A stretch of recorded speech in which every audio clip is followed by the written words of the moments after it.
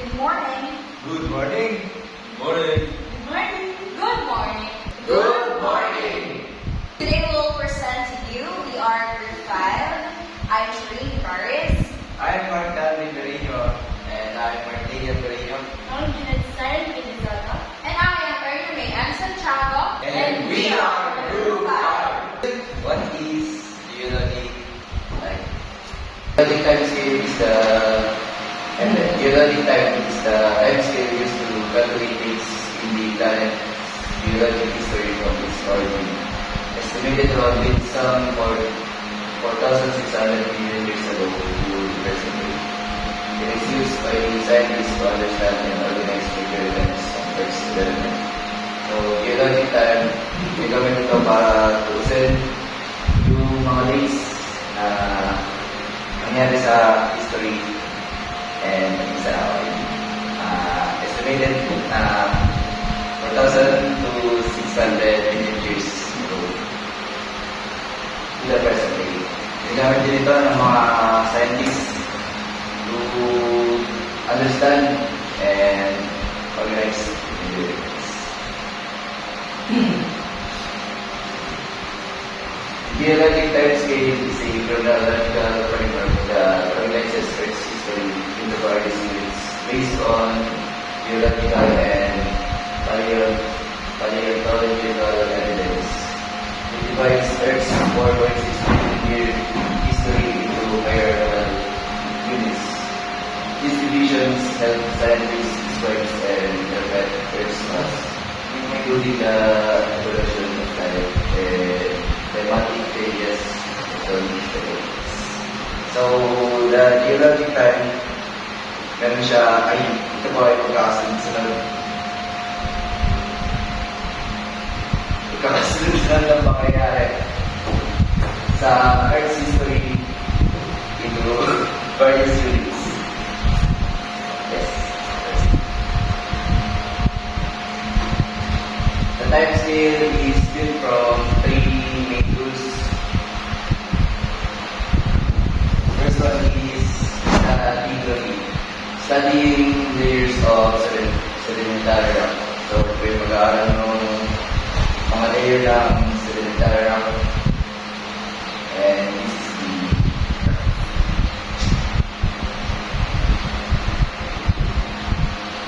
fossil records, identifying changes in life forms through time. So, ginagamit naman po yung fossil records para ma-identify yung pagbabago sa life forms. Radiometric dating, using isotopes to calculate the absolute emission cost. So, sa radiometric dating, nagamit naman po ng isotopes para malaman kung kaya nakakalaman yung rocks yung nagawa na yan. Vision of geologic time. So, meron tayong apat na vision sa geologic time. First is aeon. An aeon is the largest chronological time unit and is equivalent to a chronostratigraphy aeon of Earth. There are four formally defined aeons: the Archean, Proterozoic, and Phanerozoic. So, aeon, meron tayong four defined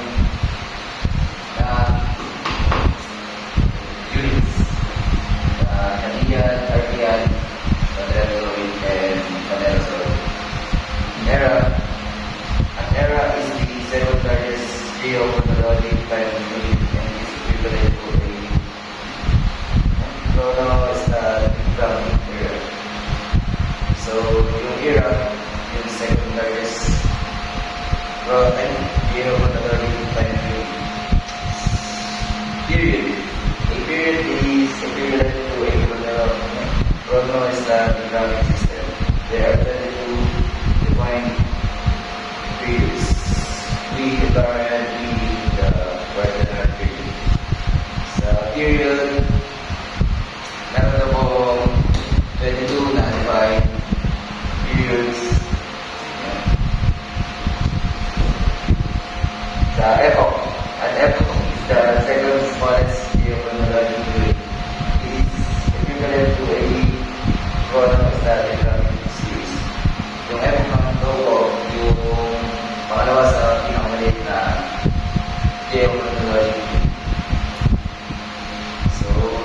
Caldera, dito sa Cenozoic, nag-appear yung mga mammals. Tapos, Mesozoic, yung mga dinosaurs. Sa Paleozoic, yung mga ancient marine invertebrates.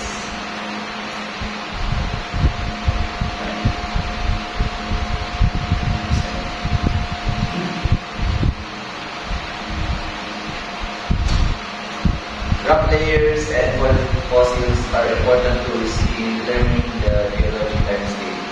Geologists and scientists use these together to figure out the age of rock and the sequence of events that happened in the world. So, yung rock layers and fossils daw po ay para gamit para matukoy kung ilang taon na ba yung rock na yun, tapos para ma-identify yung sequence of event na nangyari.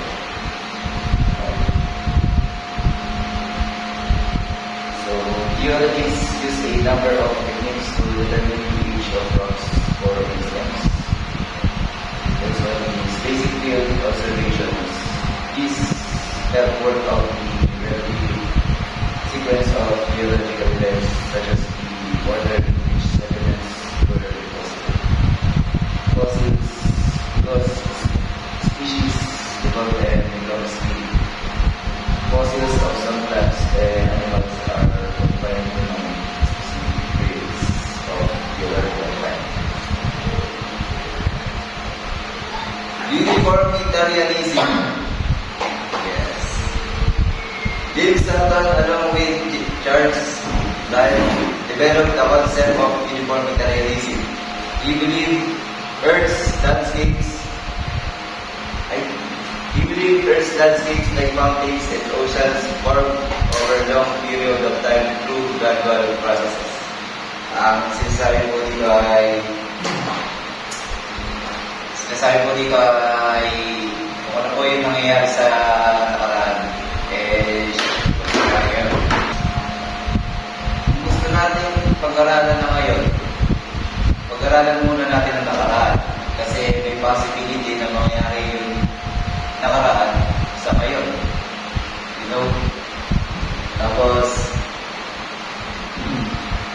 idea that geologic processes occurring today also occurred in the past. Erosion of mountains.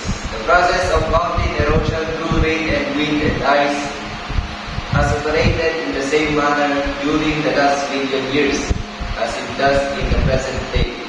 The Grand Canyon, for example, was carved over millions of years by the Colorado River.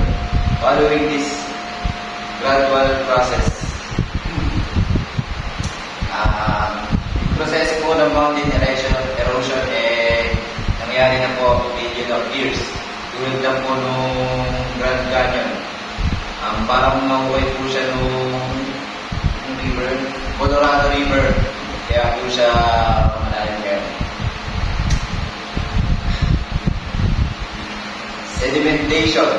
Rivers transport sediments to other locations which they drop off either at lakes or at oceans because this process creates sedimentary rock layers that develop over extended time periods. The sedimentary layers present at the white cliffs of Dogger Cliffs form through a gradual formation process. Tulad din po sa kanina, ang pagkakaiba ng po nito, sedimentation to.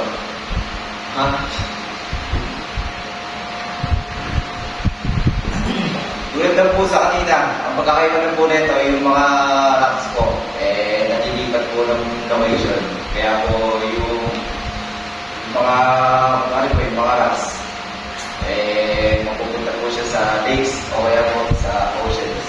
And that is sedimentation. Volcanic activity. The Hawaiian Islands and other volcanic islands developed through a slow process which continues during millions of years through volcanic eruptions. The current lava flows which result from volcanic activity show similarities to the ancient volcanic features which ancient eruptions created. Ang sinasabi po dito ay yung volcanic activity po, hindi naman po yan pusang tumasa.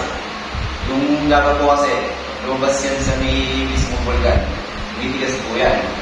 Ngayon po, nangyayari po yan ng ilang billion years na po.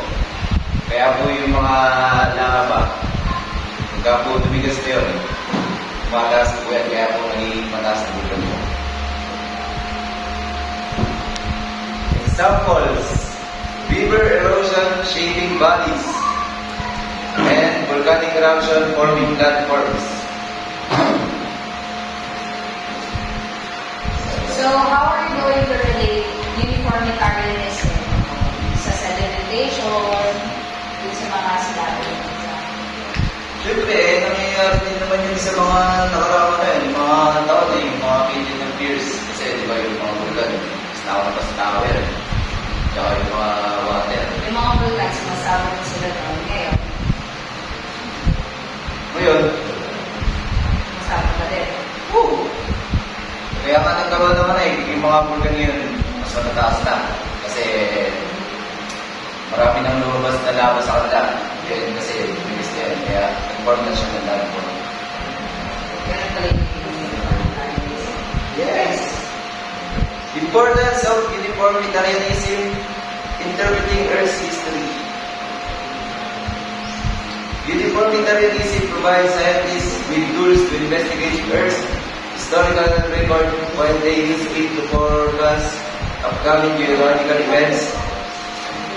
Geologists use past Earth surface processes to predict upcoming geological events which include earthquakes and volcanic eruptions and erosion patterns. Alam po yung uniformitarianism kasi yung mga scientists po, kasama ng mga tools na ginagamit po nila, ginagamit po nila yun para makita po nila yung mga geological events tulad po ng mga earthquakes, mga volcanic eruptions, and so on.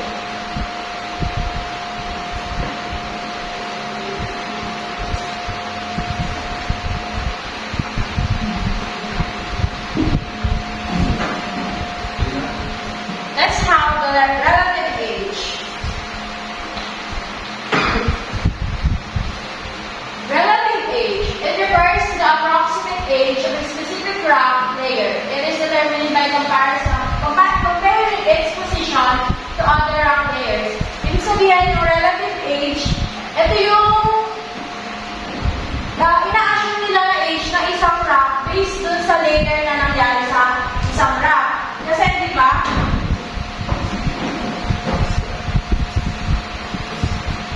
katulad ng sa Grand Canyon na sinabi ni Darcy. Ang Grand Canyon, ganyan ang itsura niya. Madami siyang uri ng layers madami siyang naging form ng rock. Yung rock na yun, madami naging layers. Ayan yung sinasabi natin ng relative age. Relative dating. The process of determining if one rock or geologic event is older or younger than another, without knowing their specific ages. Sa relative dating, hindi natin alam kung ano yung age ng isang rock. Dito na lang nangyari yung process kung saan inaalam na natin kung ano nga ba yung age ng isang rock. Okay? Let's differentiate the relative age and relative dating. Sa relative age, dito nag-a-assume lang tayo kung ilang taon na ba yung isang rock. Sa relative dating, ito na yung process kung saan inaalam na natin ano yung specific age ng rock. Kung mas matanda pa siya sa isa or mas bata siya sa isang rock. Stratigraphy. The study of layered sedimentary rocks to further understand the relative age of rock layer and the Earth's history. Dito, ito na yung pag-aaral kung saan malalaman na natin kung yung isang rock ba ay mas matanda at kung paano nabubuo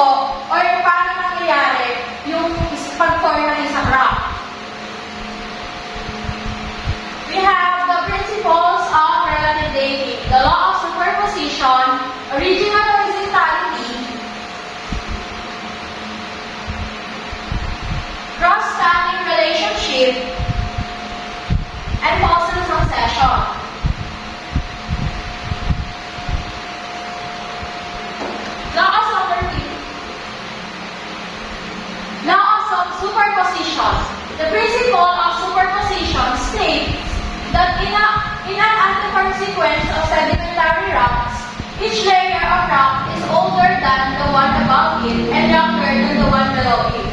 This principle is based on the processes in which successively younger sedimentary layers are deposited on lower and older layers.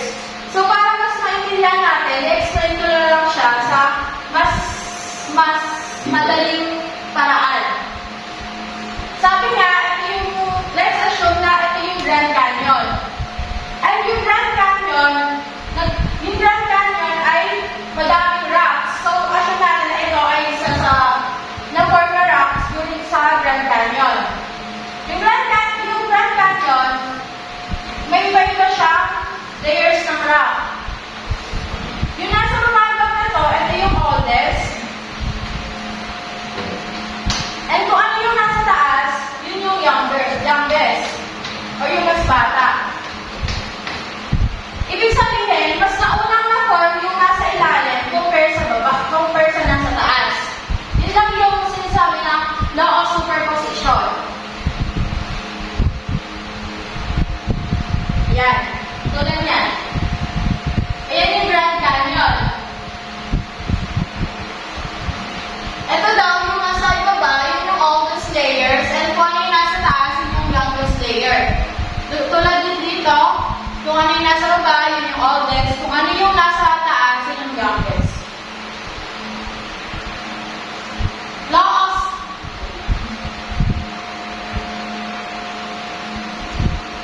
original horizontality.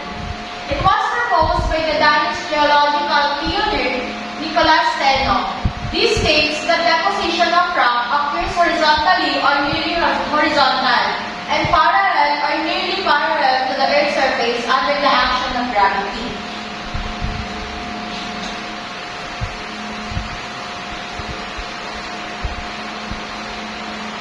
Dito, sa original horizontality, sinasabi na ang isang rock daw ay na-form lang ng parallel. Ibig sabihin, horizontal lang siya.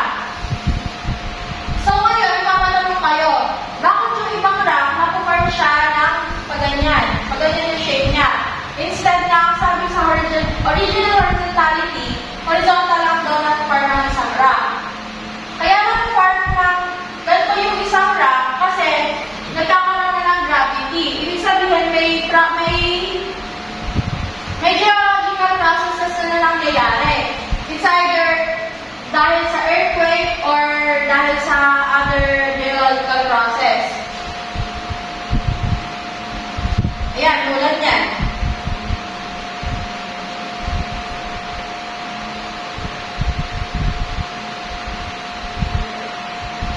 Ito tulad nito.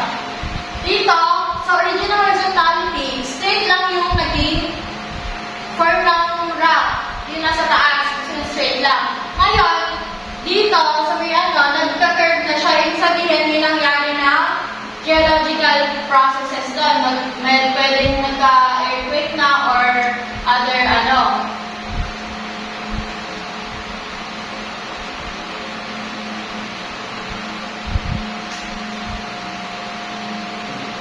Next is cross-cutting relationship. It involves features that cut through the rock like a fault or a dike. Instead of rock layers, it states that any geological feature that cuts across or disrupts another feature must be younger than the feature that is disrupted.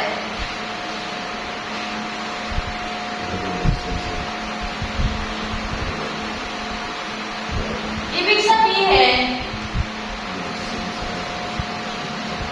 let's have the two types. Dito, sa law of superposition, sinasabi na kung ano daw yung nasa baba, yun yung oldest. Kung ano yung nasa taas, yun yung youngest. Dito, sa cross-cutting relationship, kapag nagkaroon ng rock, ang isang rock, ito pa rin yung oldest natin, yung nasa baba, pero ang youngest na natin ay yung kung saan siya nagkaroon ng fault or ng dike. Kasi, pinaano dito na once na nagkaroon siya ng crack, ibig sabihin, mas batang rock na yung kabubuo dun sa dito kasi siya, pag ito pa rin yung consider natin na youngest, paano mapupunta yung nandito? Paano mo nasabi mas bata yung nandito compared sa nandito, nag-rock na siya? Hindi guys, Ibig sabihin pumasok. oo, minsan pumasok na yung ma-form na rock. Yan, tulad niyan. Ito pa din yung oldest, younger, and ito na yung mas youngest.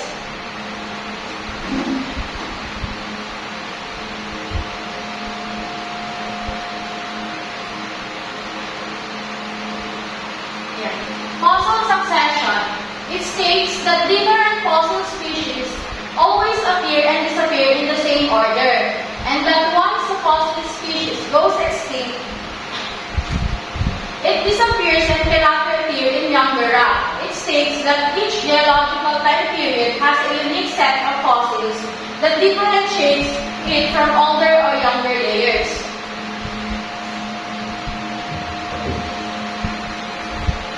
Okay, ito ulit. Sa fossil succession, inaano nito na diba, once na nag-form yung isang rock dito, may possibilities na merong species na mabaon sa lupa na ito or kunyari mamatay. So once mamatay yung isang species, na pupunta siya dito sa part na to, so parang nababaon siya dito. Tapos, once na mag-layer siya ulit, may fossils na ulit na mababaon dito or may mamatay something, dito na lang siya mag-i-stay. Yun yung inaano natin na fossil succession. Parang mas na-identify natin kung mas older ba or younger yung isang layer kasi meron tayong species na makikita sa kada layer na mag-differentiate na yung species na to nag-exist sa ganitong time. Yung species na nakabaon sa second layer nag-exist sa ganitong time. Mas na-differentiate natin kung mas older or younger yung isang layer. Yan. O, tulad nito, sa oldest, may nag-exist na ganung species. Ngayon, dito, hindi na siya nag-exist. Sa susunod na layer, itong species na yung nag-exist.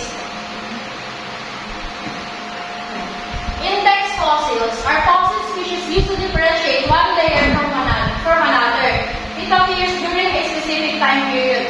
Yung tinatawag natin na index fossil, ito na yung mga fossil na maaaring dun sa isang rock, mas maaaring namatay siya dun sa isang rock or maaaring nalubog siya dun sa isang rock. Yun na yung index fossil natin, yun yung mga pinatawag na fossils na nag-exist sa rock.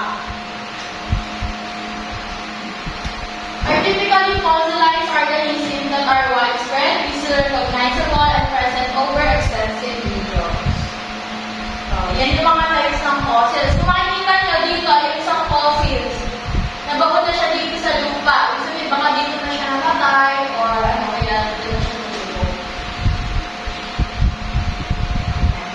By applying the concept of faunal succession, when an unknown fossil is discovered within the same rock layer as an index fossil, both species must have existed during that specific time frame.